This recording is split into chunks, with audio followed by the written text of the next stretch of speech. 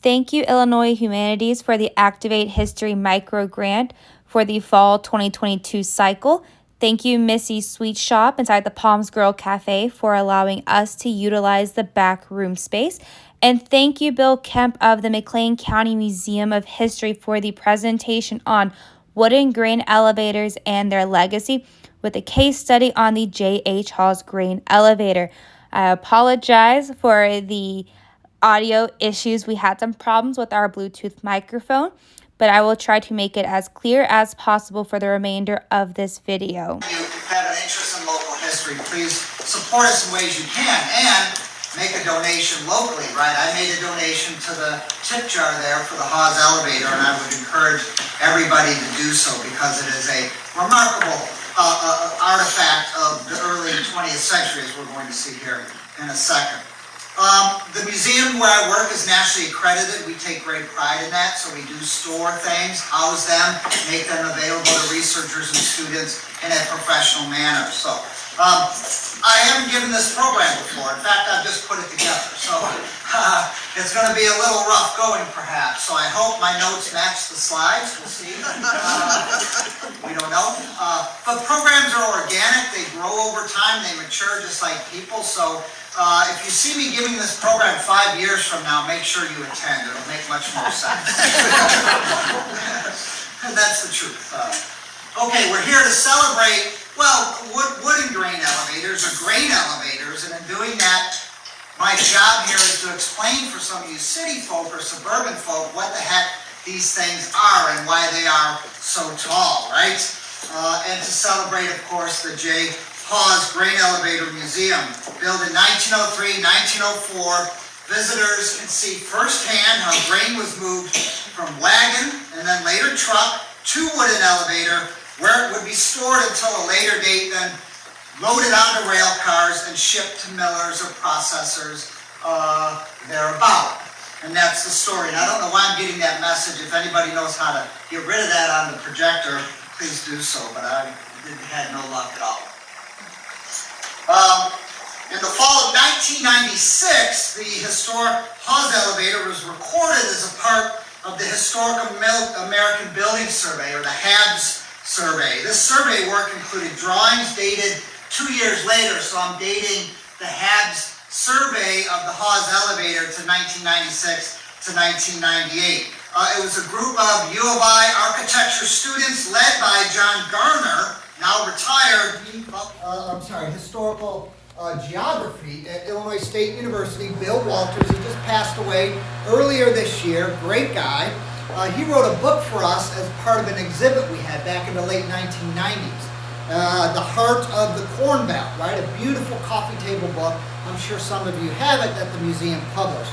And in that book, Bill Walters, the late historical geographer at ISU, who guest curated an exhibit of ours, and then wrote this book in 1997, had this to say, quote, "The railroad brought the grain elevator to central Illinois, and since the 1870s, the grain elevator has remained the most important visual element in small town landscape." That's changing a little bit, but it still holds true today. The logic of the grain elevator permanently altered the Corn Belt. It is a logic linked with the physics of grain and the physics of railroads, and I'll explain both of those in a second. Yet, because we're in Atlanta, pardon me, but I'd like to take a brief tour away from grain elevators just for a minute, and let's travel back in time, tens of thousands of years, long before wooden grain elevators. Here we see the last ice age, known as the Wisconsin Glacial Episode, right? Which occurred 25,000 to 21,000 years ago. That was the peak of the ice flow, and then the retreat beginning 13,000 or so years ago, or ending about 13,000 or so years ago. The retreat of a 1 mile ice sheet, right? The last ice age, the Wisconsin Glacial Episode. As this ice sheet was retreating in central Illinois, it would occasionally pause. And in geologic time, right, pausing would be a century or more sometimes. And as the retreating ice sheet would pause, a lot of material would be brought to the forward and deposited. and then the ice sheet would begin to retreat, but that ridge line of deposit material would be left. We know those as moraines today.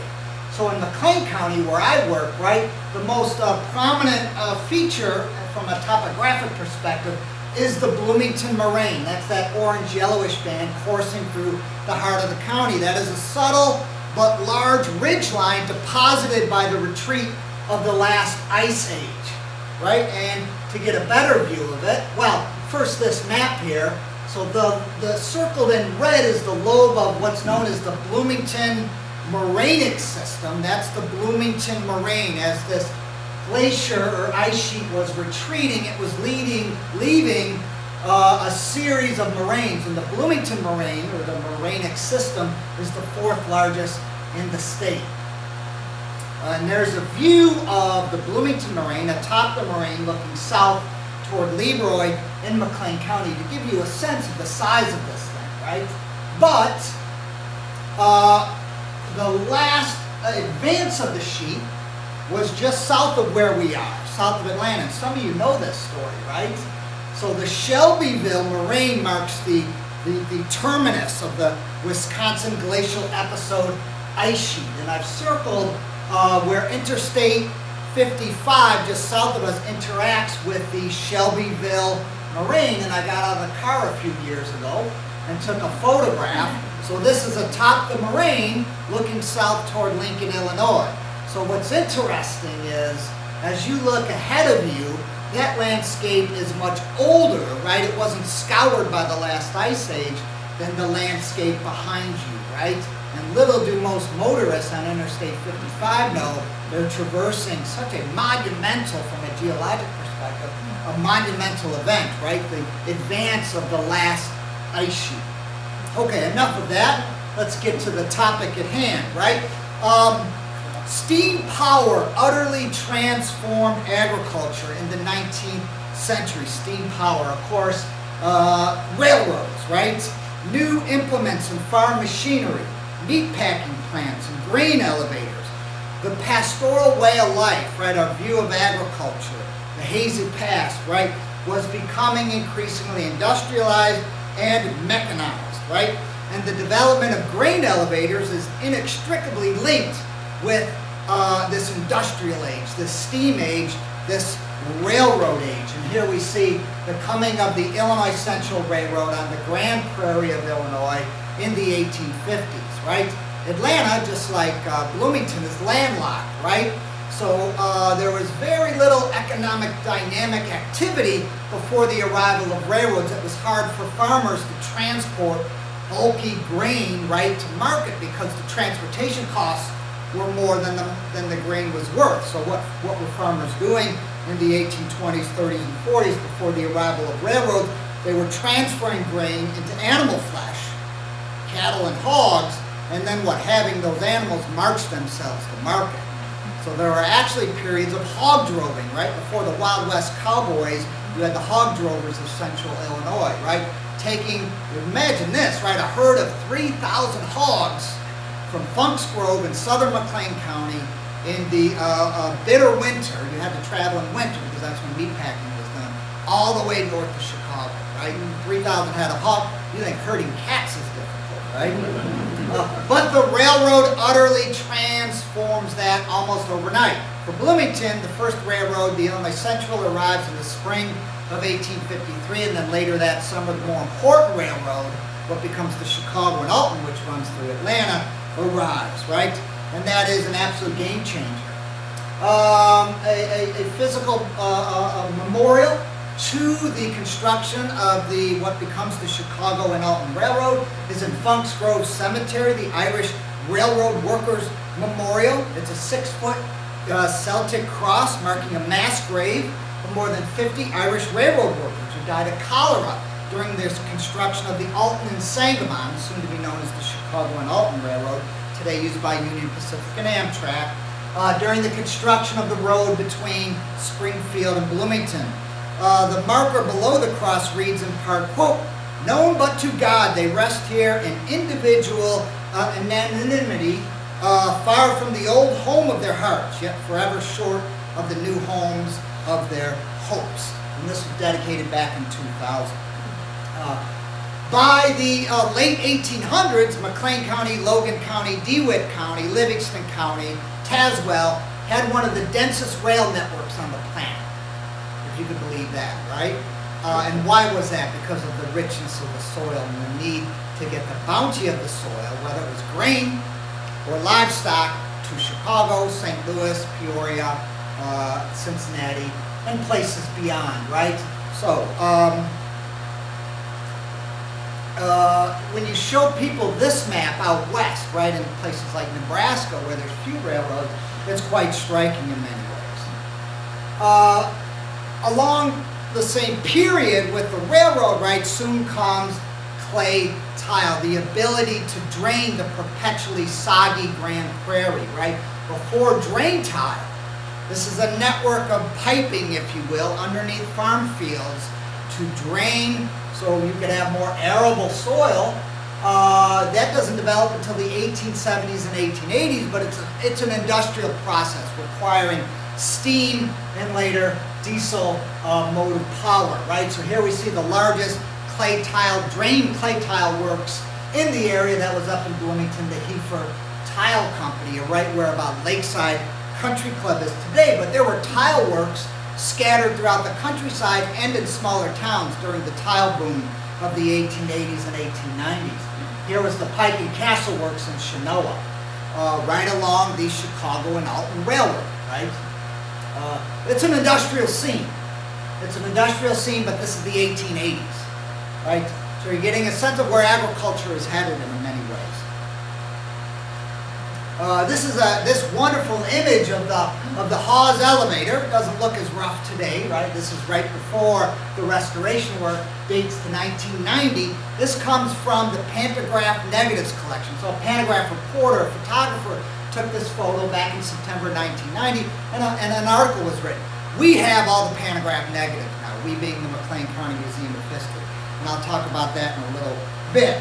Before elevators arrived on the scene, area farmers scooped shelled corn or other grain into cloth sacks, right? So before elevators, grain was transported and sold in cloth sacks. And then those sacks were loaded onto wagons for market, which often meant in this area, then taking that wagon of grain to a flatboat or a steamer docked at the Pekin Wharf.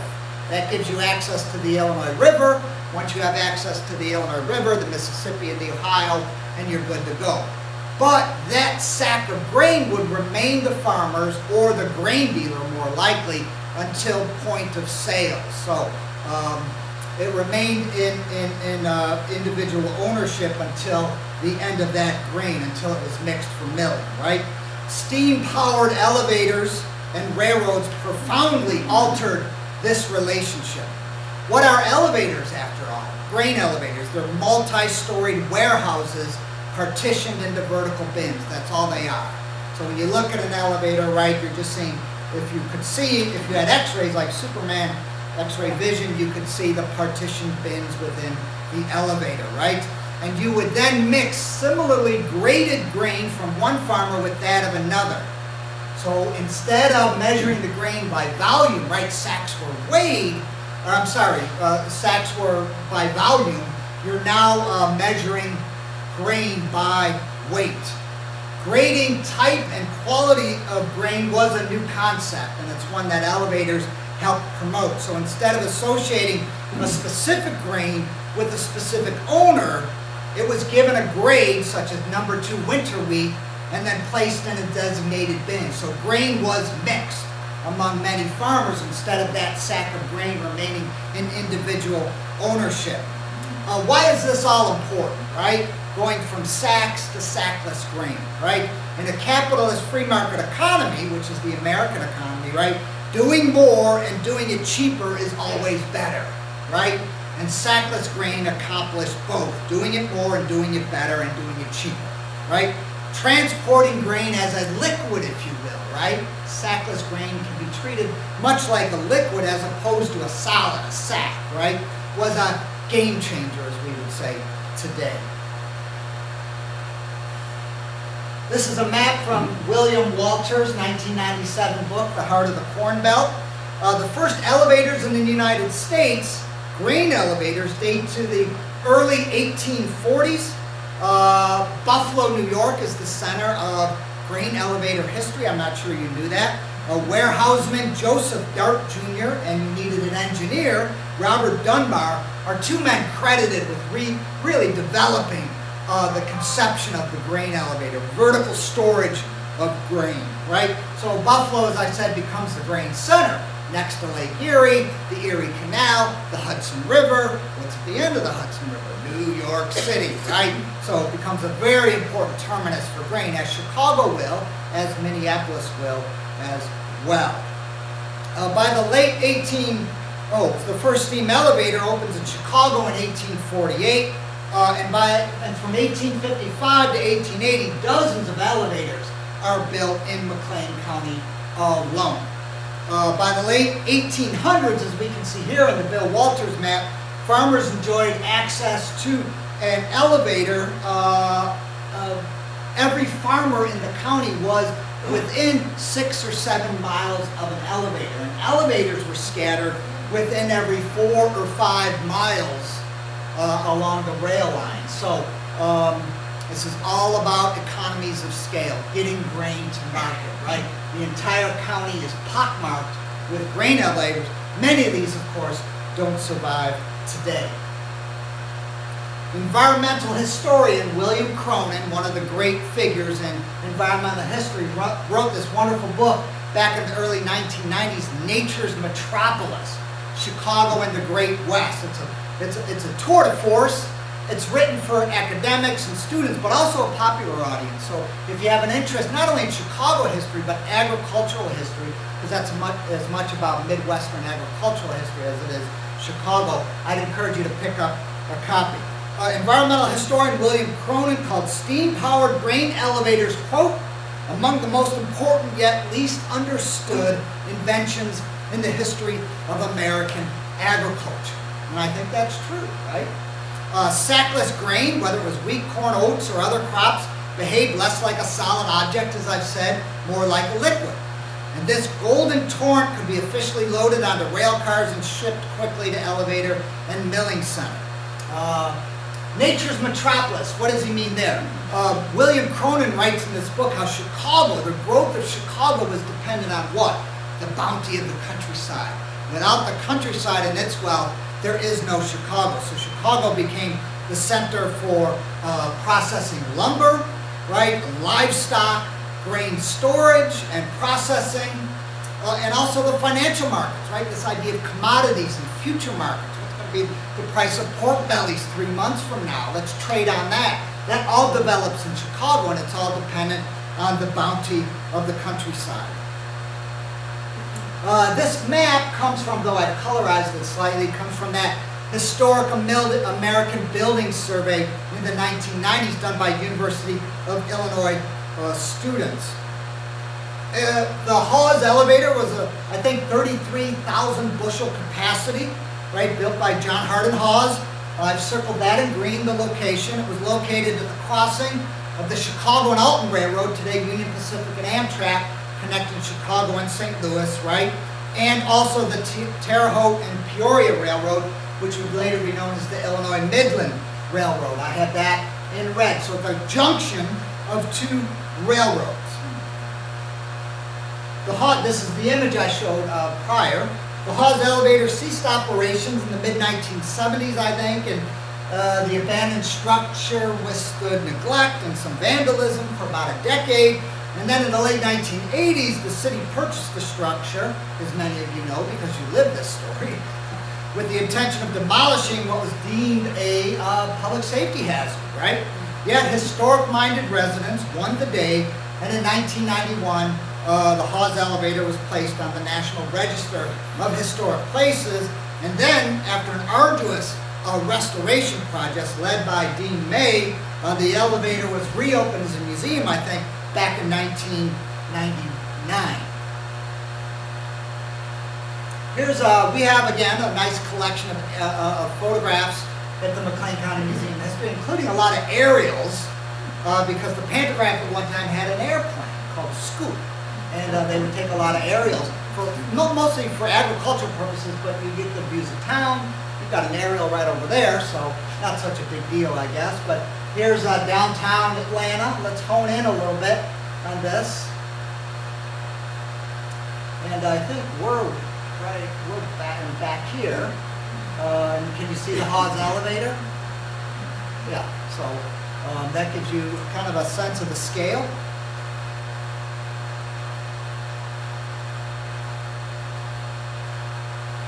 Built in 1903, 1904, as I said. It's a, quote, excellent surviving example of a heavy timber, stud-constructed county elevator. And I'll get into some of the details in a second. That description comes from the Hawes survey. 65 feet high, it rests on a brick foundation with a poured concrete boot. The boot is the bottom part of the elevator that receives the grain.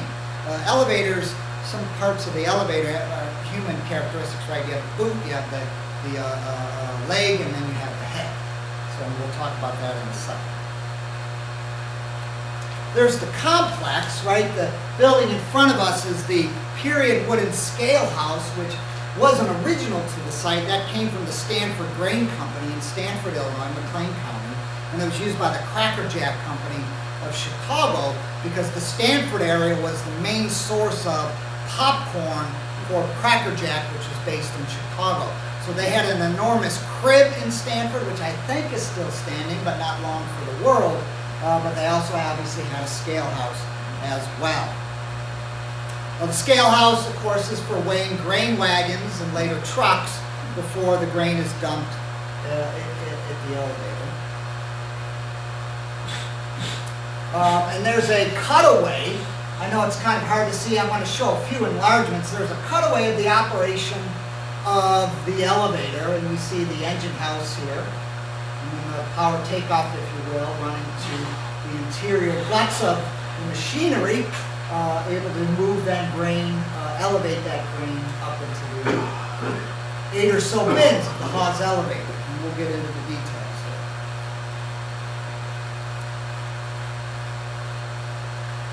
The Hawes elevator includes a restored 1920 Fairbanks Morse gasoline engine. Though not original to the elevator, it's similar to the first one that was installed there. This working engine turns a power shaft to the elevator, which gives motion to a system of belts and pulleys, which propels a vertical bucket conveyor. In the first decades of the 20th century, gasoline engines began replacing steam engines. So the Hawes elevator, as far as I know, was always powered by the gasoline engine. I checked our collections at the McLean County Museum of History, our archives. We always have things related to topics I talk about. And we had this wonderful catalog. B.S. Constant Manufacturing Company was, as you see here, designers and sellers of grain elevators and the machinery and the interiors of grain elevators. And I had Elaine Cousins, a museum volunteer who's here today, do some research on B.S. Constant and the manufacturing company. They weren't in Bloomington all that long, but a son-in-law, Eikenberry, then will run a grain elevator company after Constant, and the Eikenberries are making concrete silo grain elevators in a few decades after this catalog. This catalog, interestingly, comes by way of donation, and Elaine didn't hear this story, back in 1982 from Robert C. Eikenberry, whose father was B.S.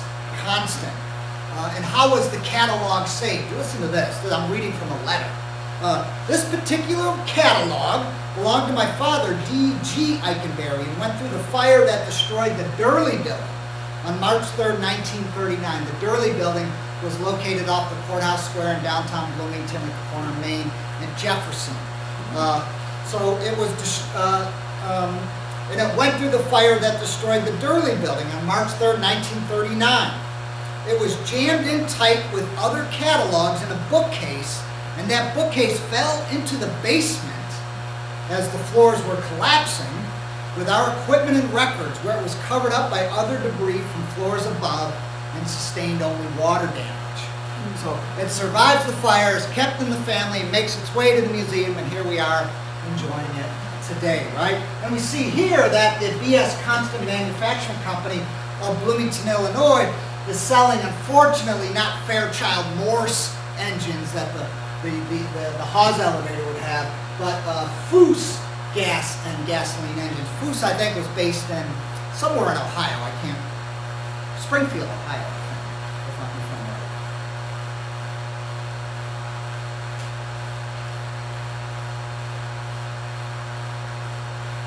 right. The current engine, it's a 1920 Fairbanks Morse, as I mentioned, was donated by the Eminence Coal and Grain Elevator, which is right here in Atlanta, right? Or was the Eminence Coal and Grain Elevator Company in 1990, and then restored by Dean May in 1995. Steam and later gasoline engines and elevators were used not only to elevate grain, but also to drive auxiliary machinery needed to grind grain or to shell corn, for example. So sometimes they had multiple uses. And here we see an enlargement of the previous image I showed. This comes from the Hawes survey. We're seeing the engine house and then reaching into the elevator and then transferring that power up the leg to bring grain up and then to be transferred into bins. Going back to that image, because next we're going to look at the next stage, which is dumping the grain. Well, there's the power shaft running from the engine house to the elevator. It's now safely covered, but oftentimes these things were not covered. So buckets and pulleys and power shafts, right, that was one of the big dangers working on a farm or working in an elevator. You didn't want to get totally wrapped in these things. So that could get ugly really quick. Okay, so a wagon dump is simply a device for tilting wagon loads of grain into the boot of an elevator so it could be brought up and distributed to the bins, right? And these two, I love these images. They come from the Hawes survey, the Historic American Buildings Survey done by the University of Illinois in the mid-1990s. So area farmers would empty their grain wagons into a pit or boot under the elevator's central driveway, and the series of connected buckets would scoop the grain up some 60 feet to a cupola-like head or head house to the elevator. And the B.S. Constant Manufacturing Company also sold wagon dumps.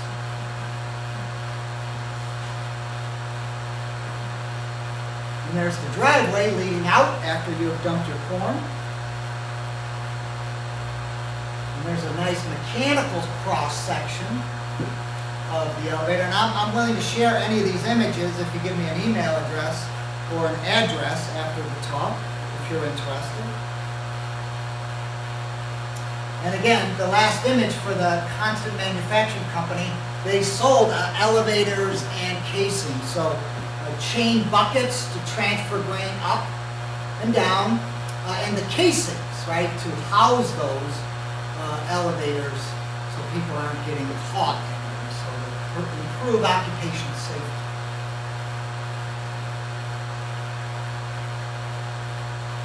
And there's a view up, and some of you are going to take a tour after this, and I hope you learn a few more things, but there's a view looking up.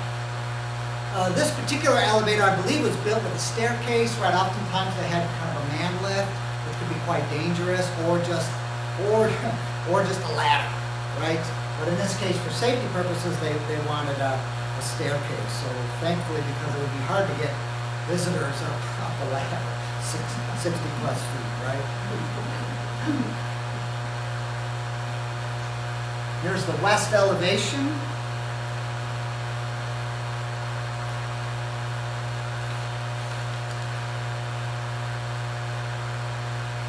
For the Hawes elevator, the leg and other hardware was purchased by the Weller Manufacturing Company of Chicago. And here's the housings, right, for the leg, for the buckets moving up to the head house or the top of the elevator.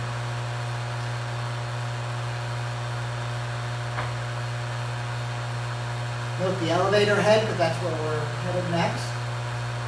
And there's again, in September 1990, the Pantograph was here doing an article on the future of the Hawes elevator, because the future looked good at that time, right? Because restoration work was about to begin. And there we see at the top the spout, right, which you can then pivot or swivel to the 8 bins within the elevator, right? So where you want to locate, is it corn number 2 or corn number 1 or soybean number 2? You're going to swivel that head and make sure it ends up in that bin. A cast iron selector wheel on the ground floor of the elevator controlled the position of the grain distributor spout some 56 feet or more above. So you could actually turn this cast iron selector wheel and pivot that spout, so you didn't have to go up there and physically do that. And there's this should give you a good view of what exactly is going on there as you're swiveling that spout to the different bins. And the example here is one particular bin which is being filled.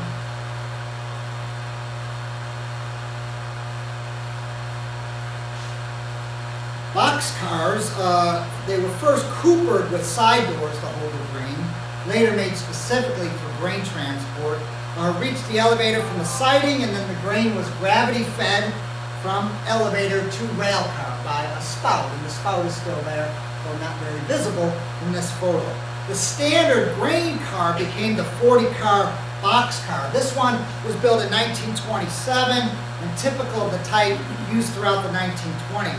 Today, grain cars are absolutely massive, right?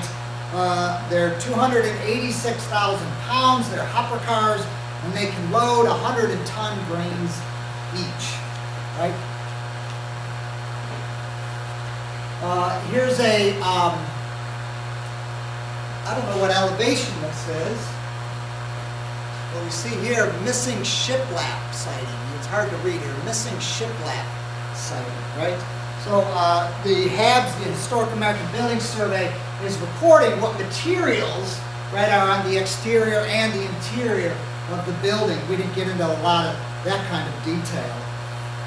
Shiplap is a type of wooden board used commonly in exterior siding in the construction of cheaper residences, barns, sheds, outbuildings, and elevators. It's rough sawn, 1-inch or milled pine or some sort of cheap board with a rabbiting edge, so you can allow the boards, you can click them or overlap them to create a tight seal when lapped.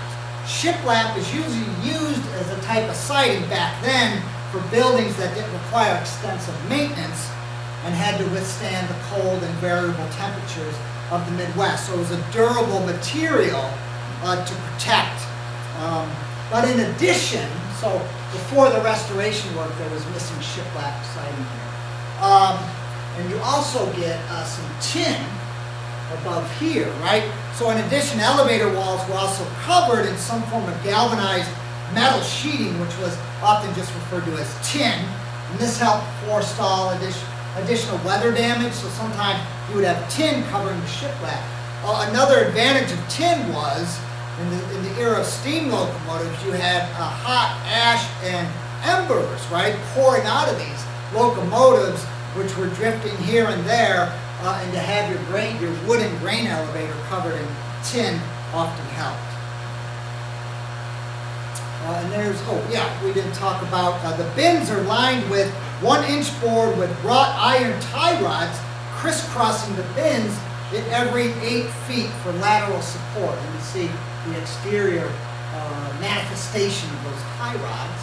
And there's a closer view there.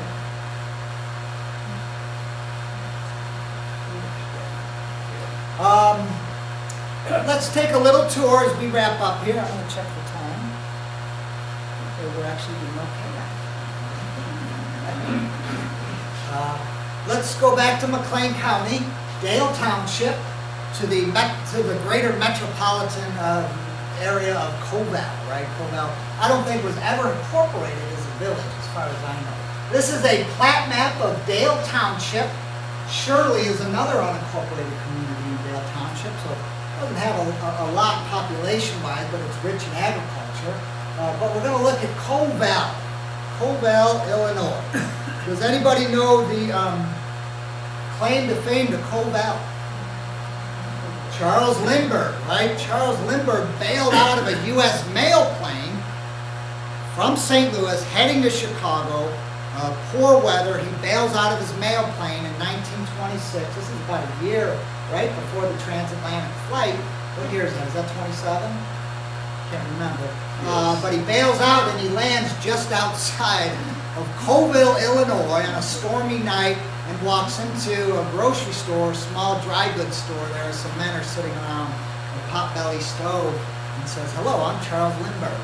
They did recover the plane and recover a lot of the mail. He takes the train up to Chicago because the plane is lost. True story, right? But what do we see here? We see a beautiful wood elevator, much and very similar in architectural style and type to the Hawes elevator. So undoubtedly this was built at the turn of the last century or the early 1900s. But notice in Covell you also have an older, more ramshackle, squatter appearing grain elevator. So yeah, the earlier elevators that did use steam power to elevate grain were nonetheless a little squatter and a little wider than the elevators have come.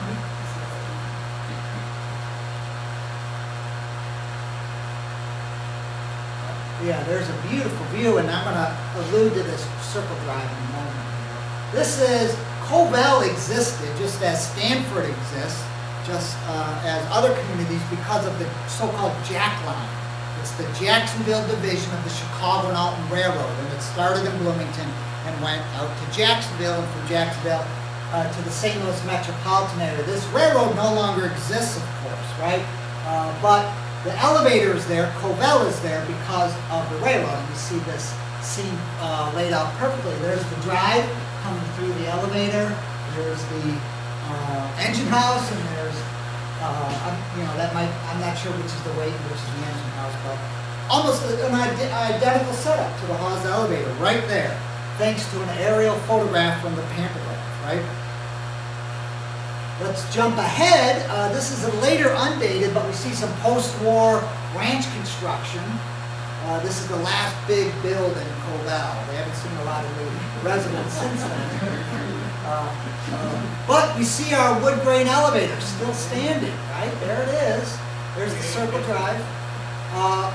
The ramshackle earlier grain elevator is gone, but now we have three what are known as concrete silos or grain elevators storing grain as well. So concrete, few groups embraced concrete in the early 20th century Portland cement as farmers did, right? Because they saw the utility of that.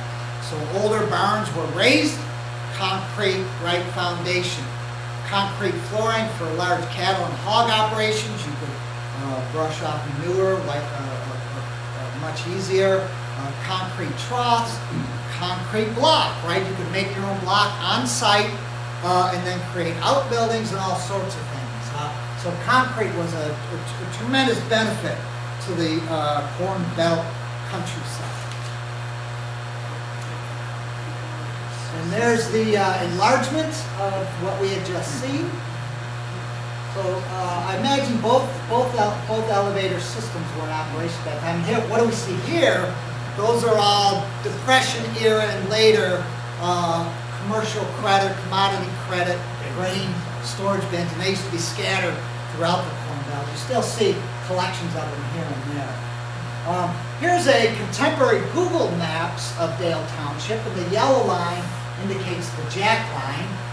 You can see a shadow of it today. I'd love to go to Google satellite views and see where railroads used to be located. And we're going to see another example of that in a second. And what I did here was pair Covell in 1895 plat map from the McLean County plat book. We're taking the plat of Covell in 1895 and contemporary Google Maps. And I tried to match it up exactly, right? Look at the railroad coming through, right? The street setup is similar, not identical, right? But let's look at what's going on right here. There's the old Circle Drive.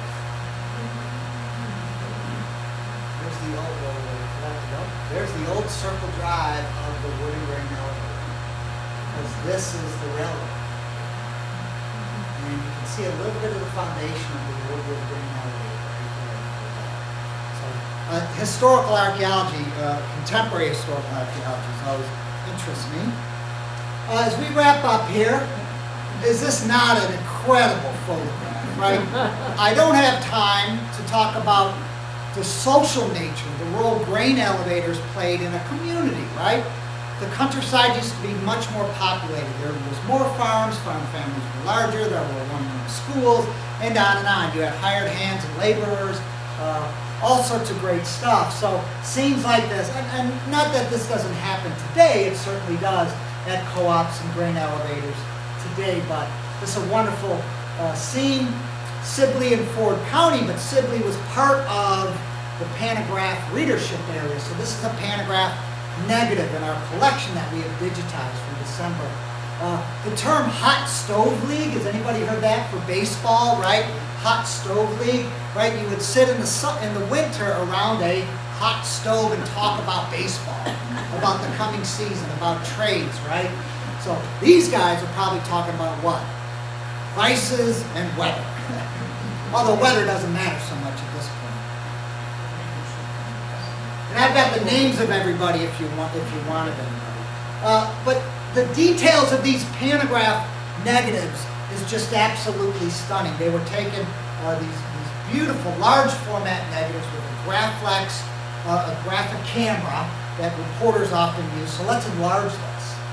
You don't really lose a lot of detail. There's the coal scuttle, right? I had to ask Greg Coos, former executive director of the museum. He loves to analyze photographs, and I'm getting better, right? But I said, what exactly is that called? And he said, scuttle. So I've got a new word. And I'm going to use it every time I can. But let's go back to the photograph. How about all this stuff?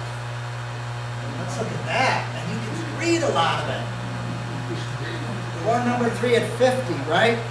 Today, corn, this is graded corn, right? It's an elevator. You're going to store grain in graded bins. So here we see number 3 corn, ear corn, right? Ear corn is still the here and there, still stored.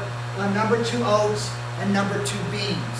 Now, many of you know Don Meyer, longtime ag educator, extension advisor. He's now into farm real estate, friend of the museum and curator of our farm exhibit. I showed Don this image, and we really got into the weeds with different gradings and prices, and you have to just hear Don for a second here. This is his voice. Today, the worldwide grain trade prefers number 2 corn. And if you're a farmer, you're like, duh? Which must have enough density to weigh 54 pounds per bushel. Every load of corn that comes into the elevator is probed and tested so that the grain can be evaluated on the spot. Interestingly, poor quality grain or corn, such as number 3 or number 4 corn, can be blended in with the good stuff and sold as number 2, right? So grain managers, elevator managers can make money for their owners by successfully blending corn. It's not cheating the system. You're still passing the grade, but you're able to kind of do a little bit of extra. There are other factors that, in addition to weight, that affect the grading, right? Foreign matter, such as pieces of cob or chaff or weed seeds, are also part of the grade. Broken kernels can also downgrade the quality. Moisture content used to be part of the grade, but for the past 30, 40 years, it is not. Corn is supposed to be sold at 14% moisture. If it's wetter than that, what do farmers have to do? They have to pay to get it dry, right? And gas prices right now, as we know, so drying corn can be prohibitively expensive, but has to be done. Soybeans today are sold at the number 1 grade at 13% moisture. Don Meyer told me last week that farmers had stopped combining beans a couple weeks ago because it was so dry, and they were delivering beans to the elevator at only 8 and 9% moisture. So they were losing 5% moisture on their beans. But recent rain showers had brought that moisture content up to about 13%. So when I talked to Don last week, harvesting was in full gear again. Going back to the Sibley elevator, another wonderful pantograph photo. Right, all those other guys are dressed like farmers, and this guy has to wear a suit. He's the manager of the Sibley Farmers Elevator, F.T. Johnson, and he's hit his new electric moisture testing machine, which gave instant readings as opposed to the previous half-hour wait. The fact that a lot of elevator operations were cooperatives was very important, and it remains very important. Farmer-owned, right? Farmers taking a stake in their economic future. You could do a whole presentation. It'd be a little drier, but perhaps more interesting on the economics and the politics of grain storage, right? And how that led to the Commerce Act, right? And Munn versus Illinois, a landmark Supreme Court decision on what states and the federal government can do to regulate these things. So fascinating issues, but also coming into that were cooperatives, right? So here we have another photograph from the Pantograph Negatives collection. This is Weston, which is in the northern tier of McLean County on the Toledo, Peoria, and Western Railroad between Chenoa and Fairbury. And back in 1942, the Western Co-op Grain Company is having their 37th annual meeting, and about 150 people there are having a chicken dinner. And I thought, where in Covell is there a big enough building to have all these people? And it must have been a schoolhouse or township hall at that time. They were meeting in Weston. Yeah, they were meeting in Weston. As I mentioned, as we wrap up here, I apologize. In 2012, the Pantograph, Bloomington's longtime newspaper, donated to the museum around 1 million photo negatives, their entire photo negative collection. They started taking photos in the 1930s, and they stopped in December 2000 when the Pantograph photo staff went to digital cameras. So photo negatives, physical negatives, we have over 1 million of those from the Pantograph. We've spent federal and state grant money and also donations made by people who support what we do at the museum to digitize, archivally digitize, using a company based in the Netherlands with offices in New Jersey. We're shipping those negatives to get cleaned and digitized at high archival standards. They're sending the negatives back, and then we are uploading those negatives onto the Illinois Digital Archive site, where you can view them, you can download them, you can print them, you can use them however you wish, as long as it's not for commercial purposes, and we trust you. So we have digitized, that's incorrect, it's now about 120,000 or more. Pantograph negatives are now available from the mid-1930s, and we're up to now 1956. It is a jaw-dropping treasure trove of recording central Illinois in the 1930s, 40s, and 50s. It is incredible, and I'm just going to show a few examples relating to Atlanta, because we're in Atlanta, right? So here's parishioners greeting the new Disciples of Christ, their Christian church minister, the Reverend R.W.C., back in November of 1937 at the Christian church in Atlanta. It's a Rotary meeting, I think. Let's see if I can over here. Yeah, Rotary Club noon luncheon that the church was holding. And the good Reverend C. gave a program called Man's Great Treasure, the Bible.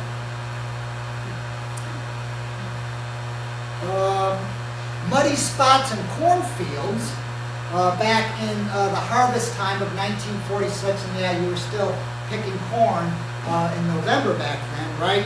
Kept corn pickers idle. Corn pickers couldn't make their way through really muddy, damp cornfields, right? So you had to go back to the tradition that had just ended about a decade before, that is husking, picking corn by hand, right? And here we see Charlene Devers and his dad, John, husking corn outside of Atlanta, right? Remarkably, corn is picked by hand, by human hand, into the 1930s. That doesn't change. You do not get to really see mechanical pickers in the Corn Belt countryside until the latter half of the 1930s and into the 1940s. And you won't see combines, right? Machines that can pick and shell corn in the field until a little bit after that. So again, just a wonderful example. So if you have time today or this week, go to the Illinois Digital Archive site. You can also access it through our website, and have a lot of fun, because there are hundreds and hundreds of more photographs of Atlanta there. And again, enlarging, I can't forget the mule team they were relying on.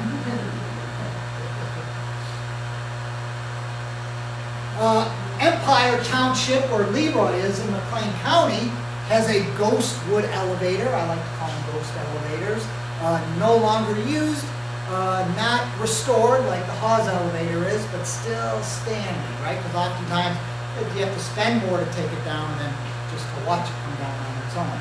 This is the 1897 map I showed earlier of the county, and I'm circling the little grain elevator stop of, or station or siding of Empire, which is down the road from Leroy. So you're going from Leroy to Champaign on the Peoria and Eastern, which is a rail line that doesn't exist anymore.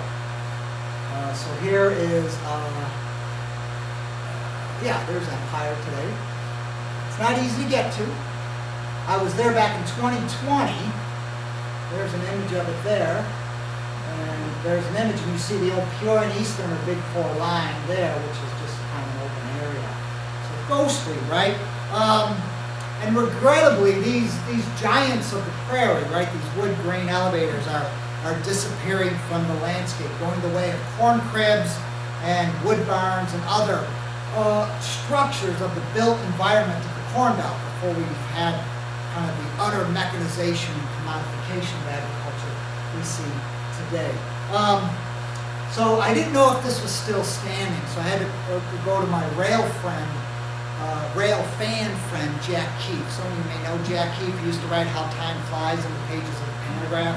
So Jack Keefe said, oh, I'm headed out to Champaign. I'll stop and take a look. So this is the email I got from Jack late last week. I blew the chance of daylight, so I went over there on the way home about 9:45 p.m. Empire elevator is still there. Yay! But Jack is a historian of small town depots and grain elevators. That's why I relied on it. But it's been closed for at least 48 years. Using my cell phone flashlight, this is Jack talking, because he was out there last week at night, almost 10 o'clock. I walked from the road back to the elevator. It's about a quarter of a mile. The walkway is the former Peoria and Eastern right-of-way. The second thing I learned, in addition to the elevator still being there, was it was by far the clearest night I had seen in months, and it made for great stargaze. So good for Jack. Right, one of the iconic wood elevators to fall within the last 20 years was known as the Ballard elevator on the grain elevator stop between Chenoa and Pontiac on Route 66. And when this guy went down, when this structure went down, boy, Route 66 fans were crying because that was a landmark they enjoyed seeing. So here's the future of grain elevators, right? We're going to look at a large grain elevator operation between Gridley and Chenoa on US 24, managed by Prairie Central Co-op, which has several large elevator operations in the Fairbury area and beyond. And there we get a look. This is the Toledo, Peoria, and Western, the TP&W running from Peoria to Indiana, and they've now got this large, I don't know what the circumference of this, or radius is, circle where they can swing enormous grain trains around that and load and unload grain. This state-of-the-art grain elevator operation has a storage capacity of about 2.6 million bushels. 2.6 million bushels. The Hawes elevator had 33,000 bushels, right? So it can hold 86 times what the Hawes elevator could, if you can imagine that, right? And in this case, we see a TP&W train, not with grain, but with masts for wind turbines, right? So it's also been an embarkation point for wind turbine installation.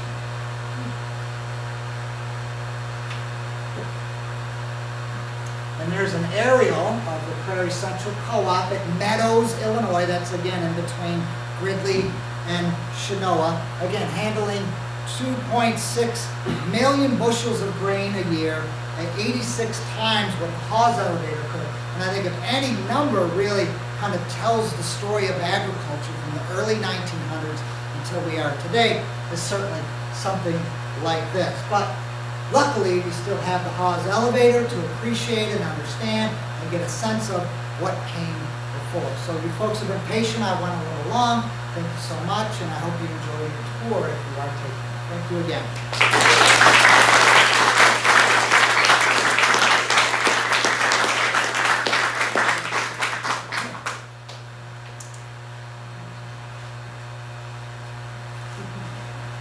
All right, now there's light. I'm going to give Ms. Bill Kemp a thank you one more time. So we give him a round of applause.